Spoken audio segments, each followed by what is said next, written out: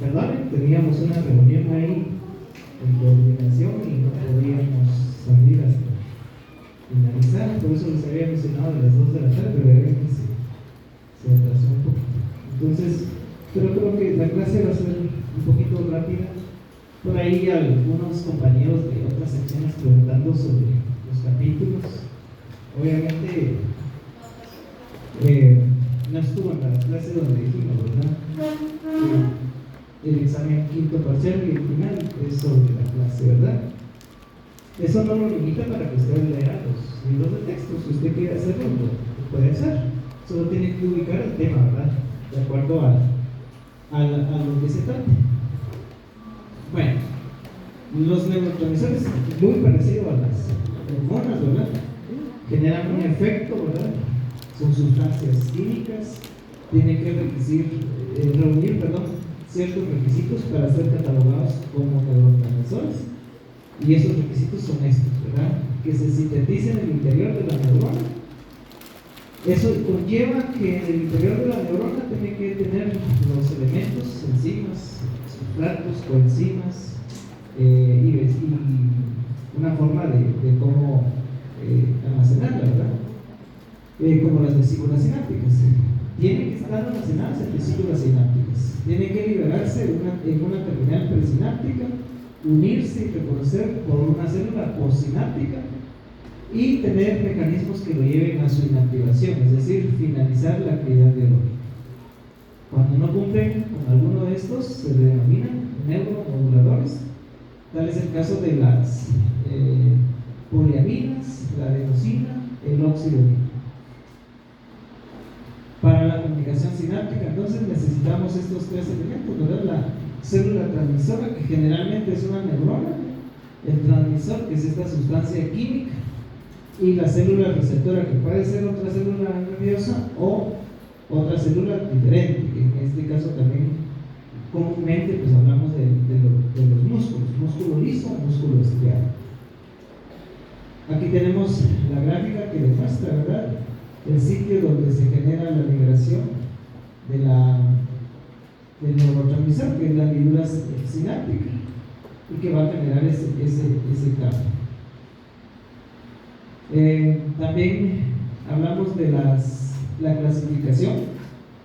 Hay neurotransmisores que derivan de los aminoácidos.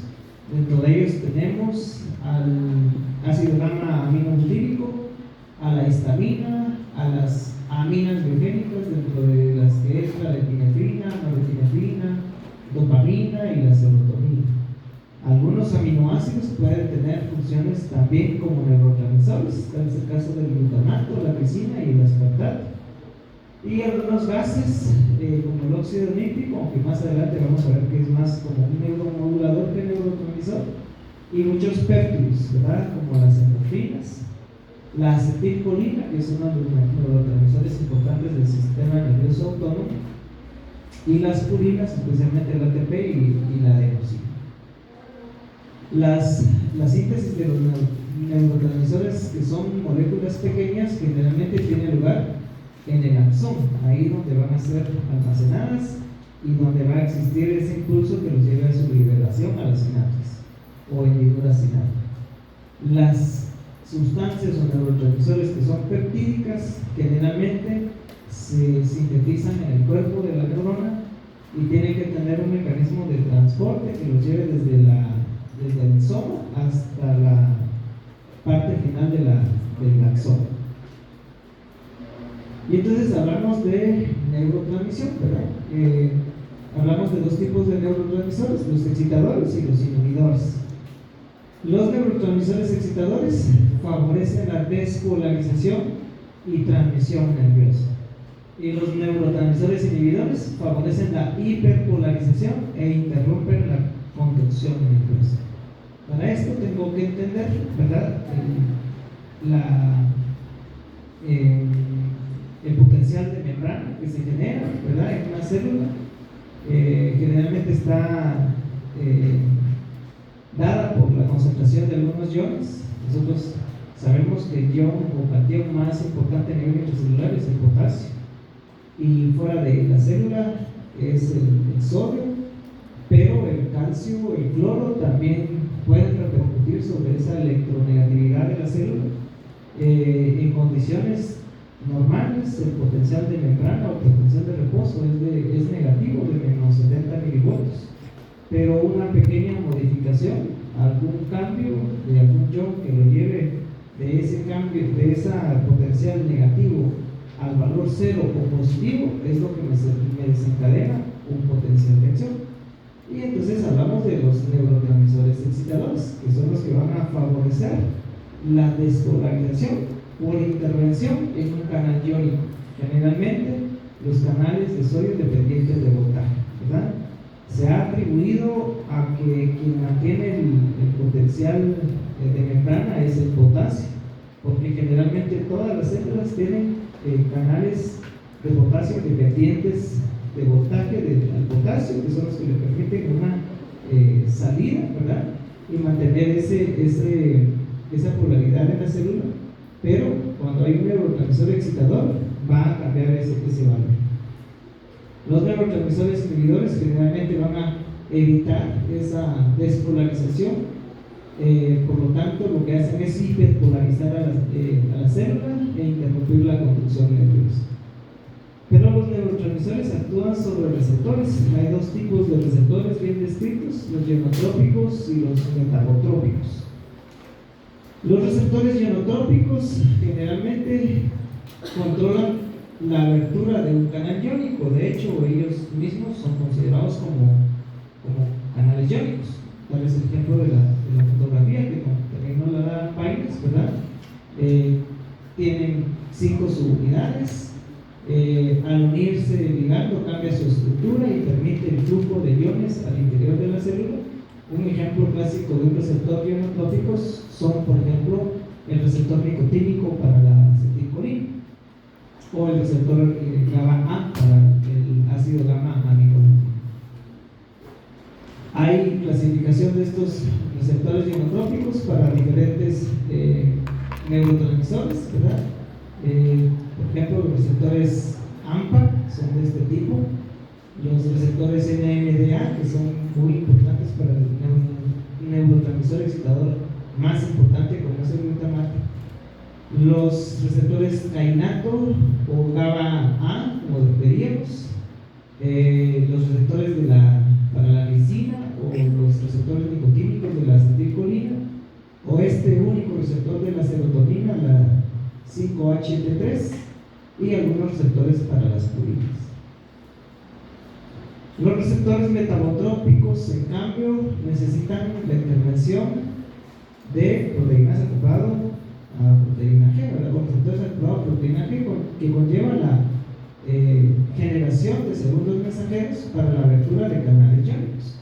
Al final terminan repercutiendo sobre la abertura para el canal del sodio, del potasio, del calcio o del cloro, que van a cambiar la polaridad de la célula. Estos, por lo tanto, al tener una intervención de las proteínas G, le permite actuar de una forma más lenta respecto a los ionotrópicos.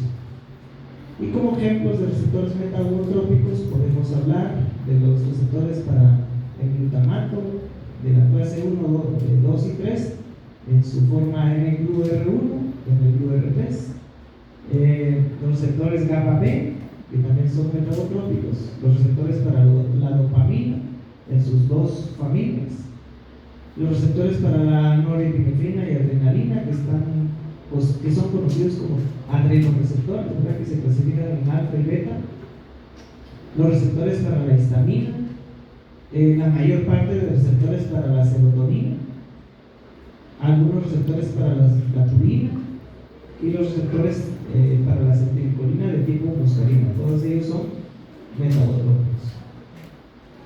Al final, este tipo de acción de los neurotransmisores hace que se pueda manipular farmacológicamente e intervenir, por ejemplo, en procesos como evitar la destrucción del neurotransmisor o evitar la recaptación o destruir un receptor, ¿verdad? La finalización de la comunicación se lleva a través de estos procesos, ¿verdad? Que nos permite manipularlo farmacológicamente. Por ejemplo, una de las condiciones que lo llevan a finalizar la comunicación es que se agote el transmisor, ¿verdad? Porque el estímulo se dejó de generar. Otra es de que haya una enzima que permita favorecer su eliminación. Muchas de los neurotransmisores, sobre todo las aminas biogénicas, finalizan su comunicación al ser recaptados por la misma neurona que llevó a cabo su liberación, y otro porque se disocian del receptor. Y entonces, como les decía, pues la concentración se puede variar cambiando, por ejemplo, la velocidad de la síntesis del neurotransmisor, alterando la velocidad de la liberación en la sinapsis, bloqueando la recaptación o bloqueando su degradación. Y entonces vamos a ver a detalle la descripción de los neurotransmisores más comunes, ¿verdad? El primero de ellos es el glutamato. Ya hemos visto que es un aminoácido. En este caso es el transmisor excitador más importante del sistema nervioso central. Actúa sobre receptores ionotrópicos y metabotrópicos, y se ha visto que este neurotransmisor aumenta drásticamente después de traumatismos, traumas craneoencefálicos, embolias o accidentes cerebrovasculares. También forma parte de algunas enfermedades como la enfermedad de Huntington o la enfermedad de Parkinson, que se caracterizan por liberar mucha cantidad de este neurotransmisor a nivel cerebral, o condiciones como por ejemplo la demencia.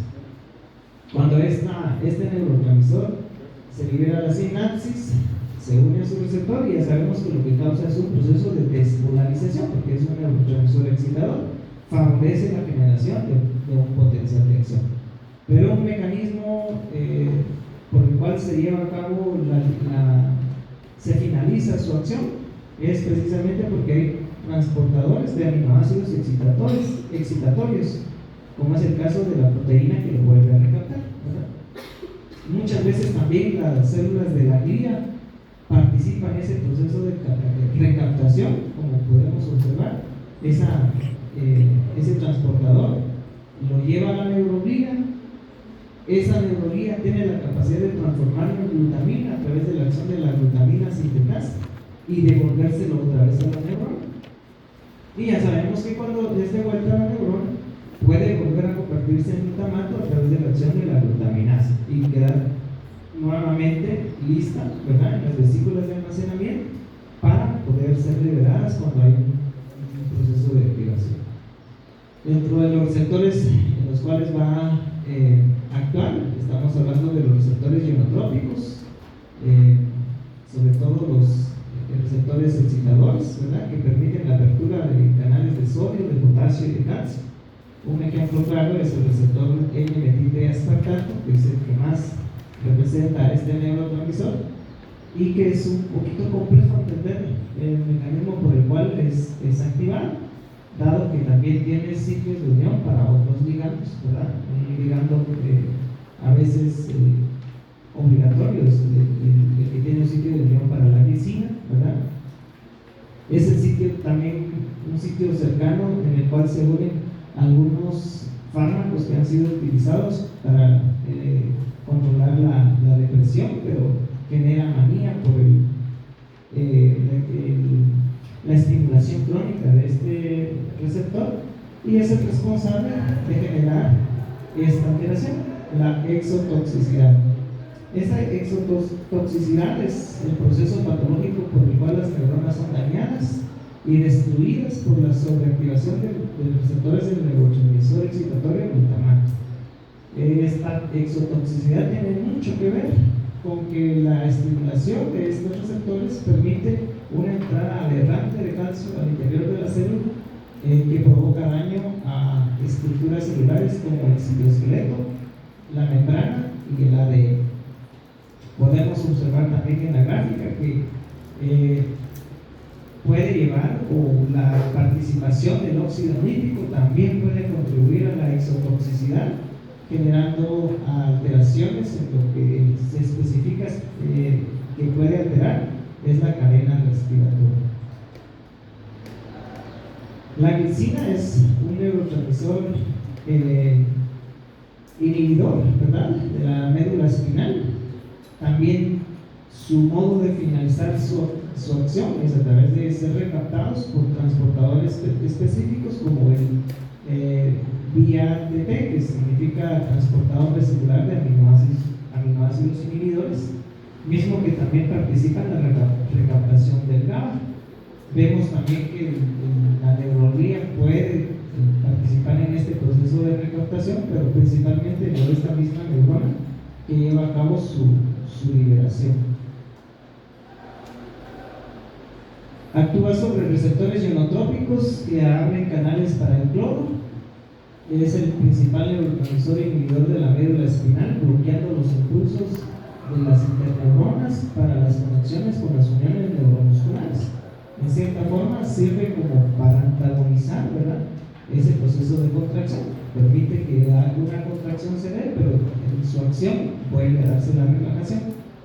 Cuando se bloquean por sustancias como por ejemplo este componente que dice ahí, que es la extrinina, va a bloquear este tipo de receptores, va a evitar entonces que se dé ese proceso de relajación y el paciente va a manifestar como signos de intoxicación una contractura máxima o un síndrome epiléptico o crisis policiales. Otro neurotransmisor inhibidor es el GABA. Sabemos que el GABA es producto de la acción de una enzima sobre el aminoácido glutamato, mismo que se comporta como el neurotransmisor excitador más importante del sistema nervioso central. Esta enzima lleva a cabo un proceso de descarboxilación en este punto, ¿verdad?, y genera el ácido gamma aminobutírico, sobre todo en las neuronas GABAérgicas. Podemos observar que el proceso de recaptación es por el mismo transportador, ¿verdad?, el transportador de neurotransmisores inhibidores, que lo puede volver a recaptar y de esta manera finalizar su acción. Y por ejemplo, como dice acá, ¿verdad?, el GABA hidroxibutirato, que tiene la tendencia a producir euforia o déficit de memoria o incluso inconsciencia. Un papel muy importante es de ver que para la acción de la formación de este neurotransmisor también necesitamos este componente de la vitamina hidrosoluble, que es la vitamina B6, porque participa en su formación, como es el fosfato de piridoxal. Como dice acá, pues es un transmisor inhibidor más importante del cerebro y de la médula espinal. Las benzodiazepinas tienen la capacidad de potenciar su acción y los barbitúricos actúan también a ese nivel sin que haya presencia de este transmisor endógeno, ¿verdad? Es uno de los receptores que más se ha manipulado para, digamos, la utilidad farmacológica, ¿verdad?, porque estos fármacos, benzodiazepinas, son muy utilizados en las áreas de shock que se encuentran en las unidades de emergencia o en los sitios ubicados cercanos a las áreas de intensivo. Como por ejemplo un paciente que llega con crisis comiciales que no se detiene, ¿verdad?, inmediatamente se le puede administrar una benzodiazepina, y esto lo que va a generar es potenciar la acción del GABA que existe dentro del cerebro de ese paciente. O de otra forma, también los barbitúricos van a actuar sobre esos receptores, aun que no tenga GABA el paciente, van a tener la capacidad de bloquear a esos receptores o activar a esos receptores, y tener un efecto parecido, ¿verdad? Pero por esta pequeña diferencia el hecho de que las benzodiazepinas necesitan el neurotransmisor endógeno y estos barbitúricos no lo necesitan, tienen más capacidad de generar efectos secundarios el uso de barbitúricos que el uso de las benzodiazepinas. Los receptores gamma A son ionotrópicos, abren canales del cloro, generan hiperpolarización, ¿verdad? Los gamma B son metabotrópicos, también generan hiperpolarización por diferentes mecanismos, como por ejemplo inhibir la adenilciclasa, interactuar con proteínas G y afectar los canales del sodio y del potasio. Las catecolaminas son un grupo de neurotransmisores que derivan, ¿verdad?, de un único aminoácido, que ya lo veíamos el día tirosina, que también forma materia prima para generar las hormonas tiroideas. Aquí estamos viendo que también nos sirve para generar estos neurotransmisores, es decir, la dopamina, la norepinefrina y la epinefrina, ¿verdad? Derivan todas ellas de la tirosina. Junto a la serotonina son denominadas también como aminas biogénicas y generan un efecto modulador general sobre funciones globales en el cerebro, como las emociones y el estado de alerta. Aquí tenemos la estructura, ¿verdad?, de la dopamina en primer lugar, luego la norepinefrina y la epinefrina. Dentro de su formación podemos observar que lo que va generando, lo que va cambiando, por ejemplo, entre dopamina y norepinefrina es un grupo hidroxilo adicional que se ubica en este punto. Y de la norepinefrina a la epinefrina, lo que tiene adicional es un grupo metilo que está en este punto. Y eso pues es favorecido por una reacción de enzimas específicas que también conlleva la participación de cofactores que, si no están presentes, pues también puede alterarse su formación. Y partimos entonces de la tirosina, ¿verdad? Esta es la estructura de la tirosina. Podemos recordarnos, ¿verdad?, que a través de la tirosina hidroxilasa, usando oxígeno molecular final producido, y esta coenzima es la tetrahidrobiopterina, va a formar DOPA, ¿verdad? ¿Qué cambios generó respecto a la estructura de la tirosina? Como ustedes pueden observar, es lo que está acá, en este átomo, es una hidroxilación, ¿verdad? Y esto, pues este proceso de formación, ¿verdad?, en estas aminas biogénicas son fundamentales para las fibras adrenérgicas del sistema nervioso simpático. La médula suprarrenal también es una de las formadoras de adrenalina, ¿verdad?, y conlleva este tipo de procesos. De DOPA pasa a dopamina a través de la acción de la enzima DOPA descarboxilasa. Podemos observar que la DOPA descarboxilasa necesita de fosfato de piridoxano y libera ese grupo carboxílico que se ve en color azul, ¿verdad? Y esto pasa de ser DOPA a dopamina. Luego, la dopamina beta hidroxilasa, usando ácido ascórbico como coenzima, genera esa nueva hidroxilación en este átomo, y eso se llama norepinefrina. Y la norepinefrina es el vasodilatador, vasoconstrictor por excelencia, ¿verdad? Es el que va a generar un efecto a través de los adrenoreceptores alfa 1 que están ubicados a nivel de toda la vasculatura, ¿verdad? Para fines de, por ejemplo, la médula suprarrenal, que en ella se forma principalmente epinefrina, o algunos sitios también del cerebro, se requiere de esta otra acción. La metilación, ¿verdad?, de la norepinefrina a través de la acción de la enzima feniletolamina metiltransferasa, generando o usando un donador de grupos metilo, que ya sabemos que es la N-adenosilmetionina, y formamos esta estructura que se llama epinefrina. Y es la que nos genera también un efecto a nivel cerebral como neurotransmisor, que es lo que nos permite tener un estado de alerta, ¿verdad? De hecho, la disminución de las concentraciones de estas aminas biogénicas se ha asociado a depresión. Para su degradación intervienen estas dos enzimas. Partimos de norepinefrina, o ejemplificamos la norepinefrina, pero de la misma naturaleza se elimina la adrenalina y la dopamina, ¿verdad? En este caso podemos observar que se da la oxidación de la norepinefrina por la enzima monoamino oxidasa.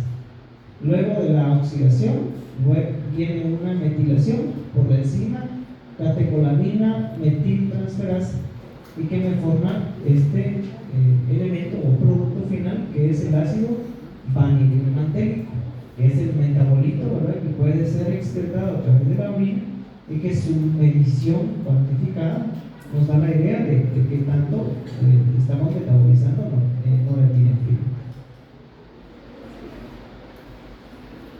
Entonces, recapitulando, el catabolismo de este neurotransmisor o la finalización de la acción de este neurotransmisor puede darse por recapitulación porque difunda hacia líquidos corporales o porque se destruyan por esas dos enzimas, ¿verdad? La monoaminoxidasa y la catecolamina metiltransferasa.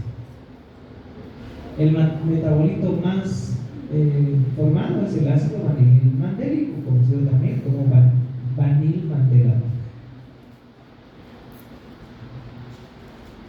Los receptores para la norepinefrina son conocidos como adrenoreceptores, ¿verdad? Están catalogados o distribuidos en dos grupos, los alfa receptores y los beta receptores, o receptores alfa adrenérgicos y beta adrenérgicos. Los alfa tienen dos subclases o subtipos, que es el alfa 1 y el alfa 2. En el caso de los receptores alfa 1, su mecanismo de acción es que al ser activados van a activar a la fosfolipasa C. En el caso de los alfa 2 van a inhibir a la adenyl-ciclasa. Y en el caso de los beta 1, beta 2 y beta 3 van a activar a la adenyl-ciclasa. Estos tipos de receptores están ubicados, algunos específicamente en sitios o órganos específicos que entonces limitan a que si es estimulado va a generar un efecto específicamente en el área o el receptor que es estimulado. Por ejemplo, los receptores alfa 1 son los que más se encuentran en el endotelio de la vasculatura, ¿verdad? En términos generales. Los beta 1, en teoría, son específicos del corazón, y los beta 2 están presentes en los pulmones, sobre todo en el árbol bronquial, ¿verdad? Sitios del cerebro donde se producen este neurotransmisor, ¿verdad? La norepinefrina, hablan de este locus celuleus, que luego se da una amplia distribución por toda la corteza cerebral, por todo el cerebro, ¿verdad? Incluso hacia la médula también, y que tiene mucho que ver con el estado de alerta y vigilia.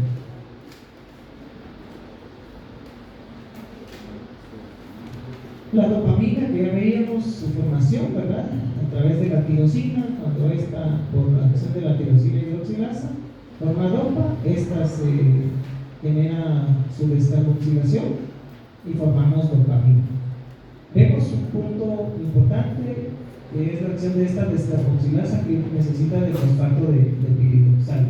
Hay una enfermedad conocida como la deficiencia de piridoxina. Si se da en la etapa neonatal, este paciente con deficiencia de piridoxina puede debutar o tener crisis convulsivas, porque el fosfato de piridoxal es coenzima de muchas reacciones enzimáticas. Una de ellas es en este proceso que estamos viendo, que sirve para formar dopamina para tirosina.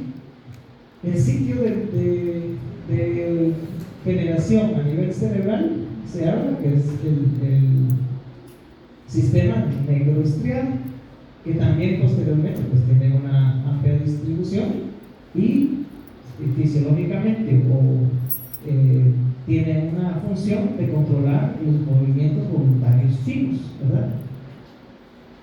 Actúa sobre estas dos familias de receptores, ¿verdad? Hay 5 tipos de receptores acoplados a proteína G. La familia D1, donde destaca el subtipo D1 y D5. Como familia, estimulan la formación de AMP5. La familia D2, donde destaca la D2, D3 y D4. Y estas inhiben la formación de AMP5, activan canales de potasio y reducen la entrada de calcio. Todas estas son metabotrópicas, ¿verdad?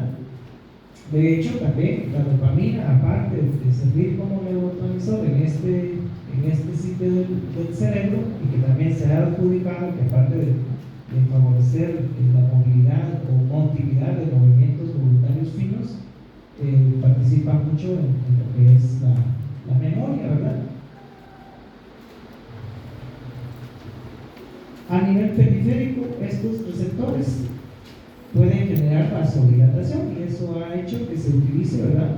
O se usen fármacos que estimulen a estos receptores para generar o mejorar el riego a nivel periférico, sobre todo a nivel renal, a nivel intestinal y a nivel esplénico.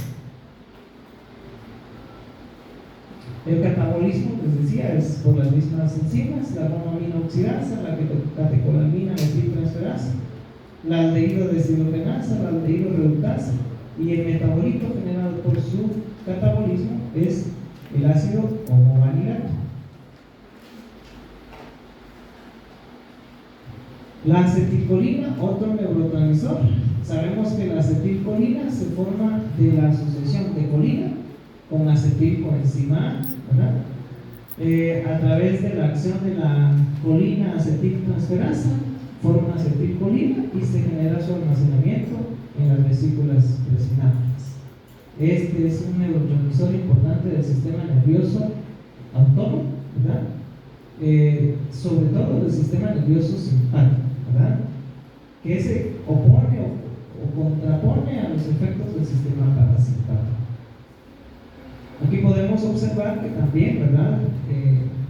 Su liberación en la sinapsis, su unión a los receptores y el efecto que genera, que generalmente es un proceso de despolarización, ¿verdad? Es inmediatamente controlada por la acción de una enzima que se llama acetilcolinesterasa, que lo degrada a acetato y a colina. La colina se vuelve a recaptar, ¿verdad? Por proteínas específicas de recaptación, ¿verdad? Y de esta manera termina su acción. Todas las neuronas preganglionales del sistema simpático van a generar la liberación de acetilcolina, ¿verdad? Como estamos viendo en la gráfica, perdón. Neuronas, ¿verdad? Que parten de los ganglios paravertebrales, todas liberan acetilcolina. Y todas van a actuar sobre receptores nicotínicos, ¿verdad? Que van a permitir la apertura de canales tanto para el sodio o para el potasio. Algunas, después de haber sido estimuladas, favorecen la liberación de, otra vez, acetilcolina. Pero los órganos distantes, donde van a actuar, van a unirse a receptores de tipo muscarina, que son receptores metabotrópicos. Y su estimulación va a permitir, por ejemplo, en este caso, dice la glándula salival, va a permitir la hipersecreción de la saliva. La glándula sudorípara, por ejemplo, permite la sudoración. Y aquí en este punto vemos que en esta neurona postganglionar no se libera acetilcolina, sino que se libera norepinefrina, ¿verdad? Que va a responder o va a unirse a los receptores alfa-1 adrenérgicos en la vasculatura, y lo que me va a generar es una vasoconstricción, es decir, me va a aumentar la presión arterial. Todo esto conlleva, por ejemplo, a que el sistema simpático, cuando es activado, nos prepare para afrontar un evento estresante, para huir o luchar contra ese evento. Y todo va en pro de mejorar la circulación a nivel de órganos importantes como son el corazón, los pulmones y el cerebro.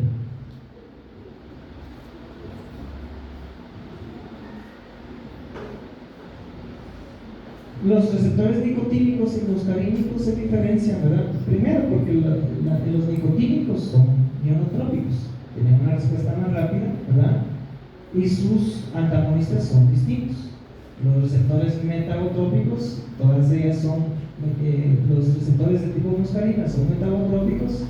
Hay esta división, ¿verdad? Receptores M1 y M4 que inhiben a la adenyl-ciclasa, los M2 y M3 que activan a la fosfolipasa C, y los M5 que inhiben a la adenyl-ciclasa y activan a la fosfolipasa C.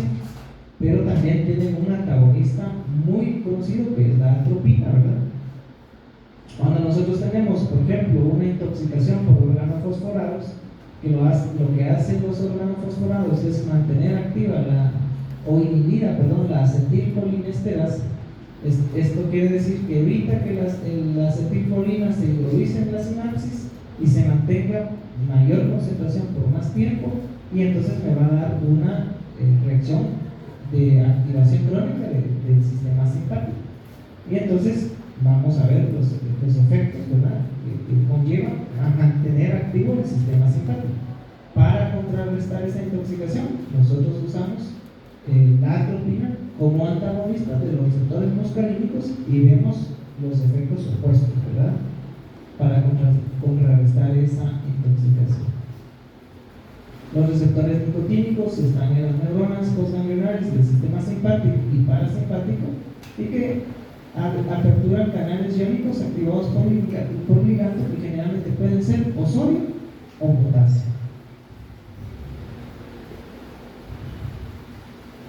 La serotonina tiene un modo de formación parecido a las otras aminas que acabamos de describir, ¿verdad? Pero su base o materia prima para formarla es el triptófano. La hidroxilasa del triptófano podemos observar que también requiere oxígeno molecular y esta coenzima, que es la tetrahidrobiopterina, para formarlo a 5-hidroxitriptófano. Luego, la enzima aminoácido descarboxilasa aromática o descarboxilasa de aminoácidos aromáticos genera su descarboxilación, que lleva a este grupo carboxilar para generarme la serotonina, es decir, el neurotransmisor que va a tener un efecto, ¿verdad? La 5-hidroxitriptamina o serotonina, ¿verdad? De hecho, también, ¿verdad? La deficiencia de esta enzima o la enfermedad genética que implica la alteración de alguna de estas enzimas, pues va a tener como consecuencia, ¿verdad?, el hecho de que no se formen estas aminas grafénicas o neurotransmisores que van a tener ese efecto. De la serotonina tenemos un mecanismo parecido, ¿verdad?, de recaptación por las proteínas específicas que regresan a la serotonina de la neurona que la secretó, y su modo de finalización de la señal también se da por reacciones enzimáticas. Se han descubierto más de una docena de receptores para la serotonina, ¿verdad?, donde decíamos que este es el único que es genotrópico, ¿verdad? La 5-HT3, todas las demás son metagotrópicas. Incluso hay una, el libro describe una, no me acuerdo si es esta 5-HT1A, que al ser estimulada evita la liberación de serotonina, como que dice, genera una retroalimentación negativa sobre sí misma, ¿verdad? Y que algunas otras han sido objeto de estudio, ¿verdad? Hay un receptor de estos que es estimulado por un fármaco de uso muy común, sobre todo en pacientes con quimioterapia, que bloquea uno de estos receptores.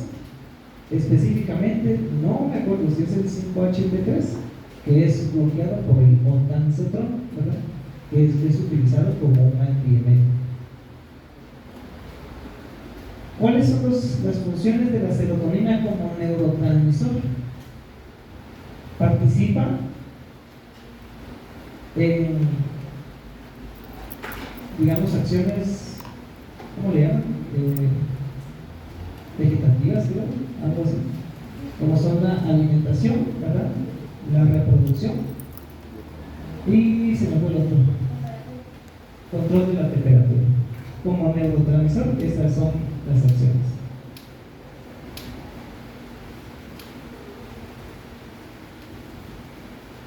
Vamos a tener en cuenta que también la serotonina pues es liberada por estos segmentos o núcleos del cerebro, ¿verdad?, sobre todo los núcleos caudales del rey y los núcleos rostrales del rey, que posteriormente lo distribuyen a la corteza cerebral y a la médula espinal.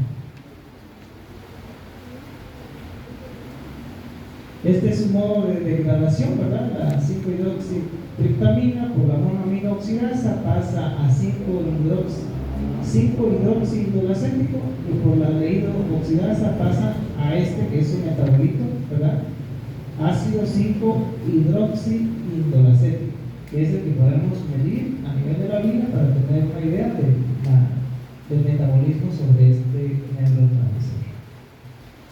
Luego se habla también de la histamina, que proviene también de un aminoácido, ¿verdad?, que es un neurotransmisor presente en el hipotálamo.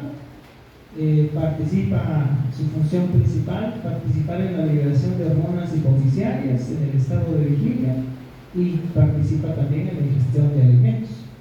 Hay receptores tipo H1, H2 y H3 ubicados en órganos específicos, ¿verdad?, Y, por ejemplo, los receptores H2 están ubicados a nivel del estómago. Eso hizo que, por ejemplo, se usaran bloqueadores de los receptores H2 para controlar, por ejemplo, afecciones específicas de ese órgano.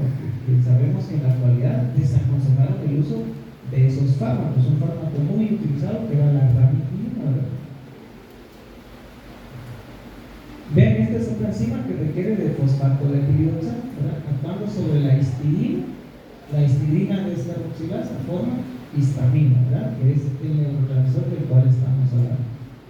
El receptor H1 activa la fosfolipasa C, el H2 activa a la adenyl-ciclasa y el H3 abre canales de calcio y de potasio. Y el óxido nítrico, que es un gas, ¿verdad?, derivado de la arginina, eso ya lo vimos, se lleva a cabo o se forma a través de la sintasa de óxido nítrico. Ya sabemos que hay una constitutiva ubicada a nivel endotelial, otra a nivel neural, que es la que nos interesa, y hay otra inclusive, ¿verdad?, en las células inflamatorias. Pues esta actúa sobre la arginina usando oxígeno inal reducido para generar citrulina y óxido nítrico, ¿verdad? Como tal, como óxido nítrico, tiene un papel como un neurotransmisor, ¿verdad? Aunque con lo que no cumple es que no se almacena en vesículas, sino que esta se produce y de una vez se libera, ¿verdad? A través de los estímulos que llevan a su producción, a través de activar a la sintasa de óxido nítrico, ¿verdad? Y se ha descrito, ¿verdad?, el papel que tiene en la exotoxicidad.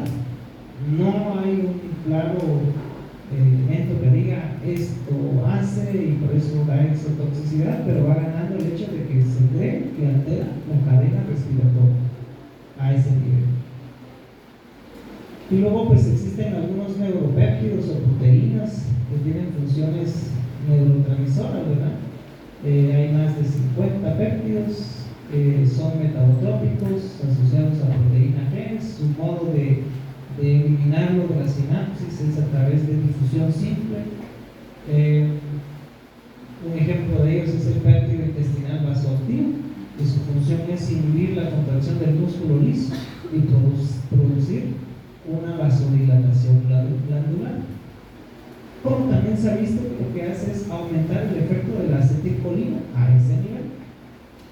Hay otros péptidos reunidos o conglomerados en las familias que conocemos como familias multigénicas. Dentro de ellas se describen los péptidos opioides, es decir, aquellos que se relacionan con los efectos analgésicos. Se describen en la literatura estas tres familias, ¿verdad? La propiomelanocortina, porque da origen, ya vimos, a la ACTH y a las endorfinas, ¿verdad?, que tienen mucho que ver con estos efectos analgésicos. La proencefalina, la prodinofina, que van a activar a receptores específicos de la analgesia y por eso tienen un efecto, ¿verdad?, como neurotransmisor. Y la sustancia P, que es de la familia de las taquicilinas, que está presente en nervios sensoriales, que también está vinculada